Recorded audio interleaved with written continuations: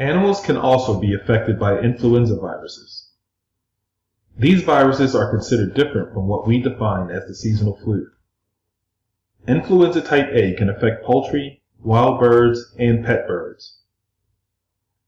The flu virus that affects birds is called avian influenza.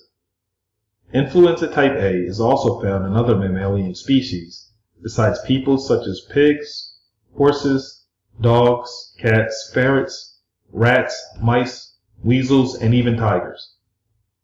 The reason why influenza viruses in animals, specifically birds and pigs, are so important is that influenza viruses from these animals have the potential to infect humans.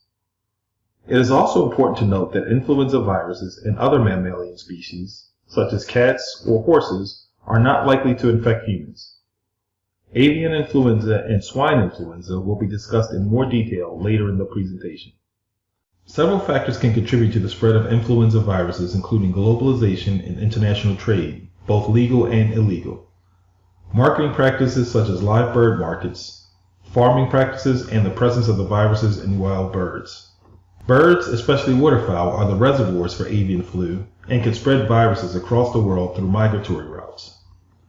Around the world, surveillance measures have been put in place to monitor occurrence and characteristics of influenza viruses in wild birds. Another factor that contributes to the spread of influenza viruses is the presence of pig farms near poultry or near aggregations of wild birds, such as near a bird migratory route. Infections of pigs are of concern because the species is susceptible to infections of both avian and human influenza viruses, and this may provide influenza viruses the opportunity to reassort or mutate.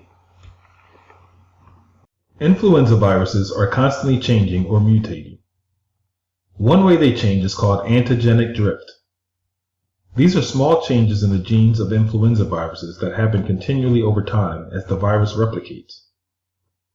These small genetic changes usually produce viruses that are pretty closely related to one another and can be fought by our immune systems in a relatively straightforward manner. If many of these small changes accumulate over time, resulting in a radically different virus, then the body's immune system may not recognize these viruses and mount a strong defense. The other type of change is antigenic shift, which is an abrupt, major change in the flu virus that usually occurs when human flu viruses combine with animal flu viruses. The result is a new influenza type that is so different from what people have been exposed to that most do not have immunity to this new virus. While influenza viruses are changing by antigenic drift all the time, antigenic shift happens only occasionally.